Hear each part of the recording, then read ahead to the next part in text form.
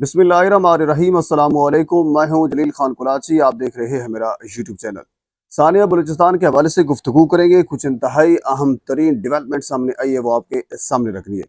एक तो जो खातून बानो बीबी की वालदा थी गुलजान, जिन्होंने कुरान के ऊपर हाथ हाथ रख कर एक वीडियो पैगाम जारी किया था। गुज़श्ता वीडियो के अंदर मैं आपके सामने वो भी रख चुका हूँ कि उन्होंने उस बयान के अंदर क्या कुछ कहा था। अब उसको बाकायदा गिरफ्तार किया जा चुका है और उनका 2 रोज़ा जिस्मानी रिमांड भी मंजूर हो चुका है। अब उस खातून को क्यों गिरफ्तार किया गया है, अब इसके पीछे वजूहात क्या हैं, और इसके अलावा हामिद मीर साहब ने एक ट्वीट किया था। अब उस ट्वीट का और इसकी गिरफ्तारी का आपस में क्या जोड़ है, ये तफसील मैं आपके सामने रखता हूँ। और इसके अलावा एक और अहम तरीन डेवलपमेंट ये सामने आई है कि आपस में बानो और एहसान का मिलाप कैसे हुआ, इन आपस में इनका ताल्लुक बना कैसे। जब ऐसा एक कंजर्वेटिव एक माहौल है तो उस माहौल के अंदर आपस में इन दोनों का ताल्लुक कैसे बन गया और उसके बाद फिर मामला इस नहज पर कैसे पहुंचा। और इसके अलावा अदालती सतह के ऊपर क्या मामला चल रहे हैं, क्योंकि इस वक्त जो केस है वो 2 सतह के ऊपर चल रहा है। एक जो उनके अपने फैमिली के मेंबर हैं, यानी जो सरदार हैं, वो फैसला कर रहे हैं। और इस वक्त 3 बड़े सरदारों ने जो सरफराज बुगटी साहब हैं या जो फिर हुकूमती इदारे हैं, कानून नाफिज करने वाले इदारे हैं, उनको चैलेंज भी कर रखा है कि आपने हमारे सरदार को गिरफ्तार किया है, चादर और चार दीवारी का तकद्दुस पमाल किया है, हमें ये काबिल कबूल नहीं है। तो उन्होंने चैलेंज भी कर रखा है। और तो किस किस ने चैलेंज किया है और उनके नाम क्या हैं और उन्होंने वजूहात क्या बताई, ये तफसील भी मैं आपके सामने रखूंगा। तो शुरू करते हैं हामिद मीर साहब की ट्वीट से। हामिद मीर साहब ने एक दिन पहले ये ट्वीट किया था। उन्होंने ये कहा था कि मुझे कुछ मुस्तनद ज़राए से, जैसी सी बात है, हामिद मीर साहब एक सीनियर जर्नलिस्ट हैं, उनके मुस्तनद ज़राए भी हैं, उनकी एक्सेस भी है। तो उन्होंने ये कहा कि मुझे कुछ लोगों ने ये बताया है कि जो बानो के वालिदैन थे वो सरदार के फैसले के हक में नहीं थे, वो कत्ल के हक में नहीं थे कि हमारी बेटी को कत्ल किया जाए। लेकिन फिर बाद में होना कुछ यूं था, जब सरदार ने फैसला कर दिया तब उसके बाद फिर यही होना था। अगर वो बानो घर से भाग जाती या बानो को घर से निकाल देते तो फिर भार जो है वो बानो के वालिद और उनकी वालदा के ऊपर आता। ये उनकी एक रिवायत है, उनका एक तरीका कार है। इवन के बानो ने भी यही कहा है, जो अब जराए बता रहे हैं हामिद मीर साहब के ट्वीट के मुताबिक, कि बानो, हालांकि उन्होंने वालिदैन ने कहा कि आप घर से भाग जाएं, घर से चली जाएं, हम इस फैसले से खुश नहीं हैं। तो फिर बानो ने अपने वालिदैन की खातिर उन्होंने कहा कि नहीं, मैं अपनी जान देने के लिए तैयार हूँ, मैं ये नहीं यानी चाहती कि मेरी वजह से आपको कोई तकलीफ पहुंचे। लेकिन सरदार साहब ने फैसला कर दिया था। अब सवाल ये पैदा होता है कि जो बानो की वालदा कुरान हाथ में रखकर, कुरान को सामने रखकर ये कह रही थी कि ये हमारी रिवायात के मुताबिक कत्ल किया गया है, हमारी मर्जी इसमें शामिल थी, हमारा ज़मीर ये गवारा नहीं कर रहा था, सरदार को छोड़ा जाए, सरदार इस वक्त बेकसूर है, आखिर ये क्यों कह रही थी। अब हामिद मीर साहब का ट्वीट और फिर इसकी वालदा का जो बयान है, अगर इनको आपस में मिलाकर देखिए तो ये दोनों आपस में अपोजिट चीजें हैं।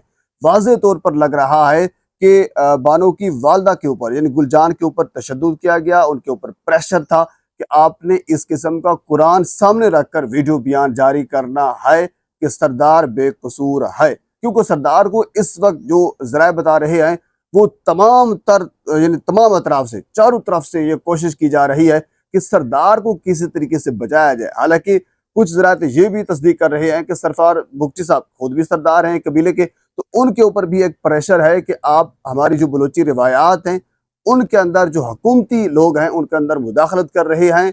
और इस तरह फिर जब उन्होंने गिरफ्तार किया यानी सरदार शेरबाज सतज़ई को, तो ये भी उन्होंने कहा कि ये इंतहाई कानून की वायलेशन की गई है कि आपने चादर और चारदीवारी का तकद्दुस पामाल करते हुए हम आपने सरदार को घर के अंदर घुसकर गिरफ्तार किया, हम इस चीज़ की मजम्मत करते हैं। अच्छा, इसके साथ 3 बड़े सरदार हैं जिन्होंने बाकायदा ये चैलेंज किया है और ये कहा है कि ये गलत क्या, यानी इस चीज़ की पुरजोर मजम्मत की है एक सरदार को गिरफ्तार करने की। आप अंदाज़ा करें, उनमें सरदार नवाब शवानी साहब हैं और सरदार बमजई साहब हैं और सरदार मोहम्मद शाही साहब हैं। ये भी मुख्तलिफ कबीलों के सरदार होंगे जिन्होंने इस चीज़ की मजम्मत की है। अच्छा, अब हम इस चीज़ के ऊपर आ जाते हैं कि आपस में इन दोनों का मिलाप कैसे हुआ था, एहसान और बानो का।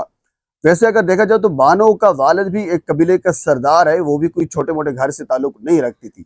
अब हुआ कुछ यूं कि ये जो एहसान था इसका किसी दूसरे कबीले से ताल्लुक था, तो ये यानी घूमता घुमाता हुआ इस कबीले के अंदर आया, तो बानो के वालिद ने इसको अपने कबीले के अंदर जगह दी, इसको यहाँ पे रख लिया। तो उसके बाद फिर احسان کا بدلہ یہی دیا کہ انہوں نے ان کی بیٹی کے ساتھ سیٹنگ کر لی اور اس کے بعد پھر ان کو بھگا کر لے کر گیا، 25 دن کسی دوسری جگہ پر رہے، پھر یہ معاملات جو ہیں وہ سارے چلتے رہے، جو آپ بارہا سٹوریز کے اندر سن چکے ہیں۔ اچھا، اب ہم آ جاتے ہیں بانو کی جو والدہ ہے، جب ان کو گرفتار کیا گیا ہے، کیونکہ گزشتہ ویڈیو کے اندر جو انہوں نے اپنا ویڈیو بیان دیا تھا، اس بیان کو مد نظر رکھتے ہوئے پولیس نے بانو کی والدہ کو گرفتار کیا ہے۔ اس کے اندر پولیس نے یہ کہا ہے کہ ایک تو انہوں نے دوہرے قتل کی حمایت کی ہے، اور ایسا ہی ہے، انہوں نے حمایت بھی کی ہے۔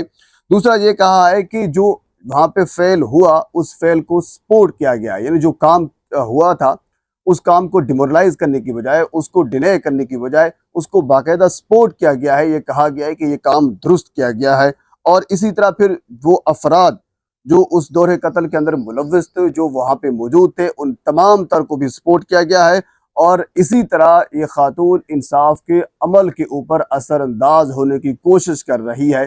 اسی وجہ سے ان کو گرفتار کیا گیا، گرفتار کر کے جوڈیشل مجسٹریٹ کے سامنے پیش کیا گیا، اور یہ استدعا کی گئی کہ 2 روزہ جسمانی ریمانڈ کے لیے ہمارے حوالے کیا جائے۔ تو عدالت نے اس چیز کو مان لیا۔ اب 2 روزہ جسمانی ریمانڈ کے لیے بانو کی ماں گلجان کو بھی پولیس کے یا پھر جو ان کا سینئر کرائم یونٹ ہے، ونگ ہے، ان کے حوالے کیا گیا ہے۔ اب یہاں سے کڑیاں ملیں گی، کیونکہ بانو کی ماں گلجان انتہائی اہم کردار ہے اس سٹوری کے اندر۔ اس کو سارا پتا ہوگا کہ احسان کا بانو کے ساتھ کیا تعلق تھا، تعلق بنا کیسے تھا، اور اس میں والد، بھائی، باقی لوگوں کی کیا رائے تھی، سردار نے کیا فیصلہ دیا تھا، اور اس کے بعد پھر وہ اس کو بھگانا چاہ رہے تھے، یا حامد میر صاحب کا ٹویٹ کہاں کس حد تک درست ہے۔ تو یہ ساری چیزیں جو ہیں وہ کھل کر سامنے آ جائیں گی۔ اب یہ جو ہی ان کا ایک جوڈیشل جسمانی ریمانڈ مکمل ہوتا ہے، اس حوالے سے جو اپڈیٹ میرے تک پہنچے گی میں بر وقت آپ تک پہنچانے کی کوشش کروں گا۔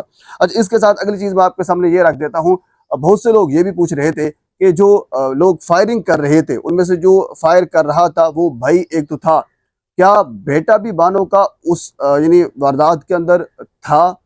اس چیز کے حوالے سے جو وہاں کے مقامی صحافی ہیں، انہوں نے یہ تصدیق کیا ہے کہ بانو کا بیٹا وہاں پہ موجود نہیں تھا۔ ان کا بھائی جو گولیاں چلا رہا تھا وہ وہاں پہ موجود تھا، چچا اور باقی مقامی لوگ بھی موجود تھے۔ اس حوالے سے جو اپڈیٹ میرے تک پہنچے گی میں بر وقت آپ تک پہنچانے کی کوشش کروں گا۔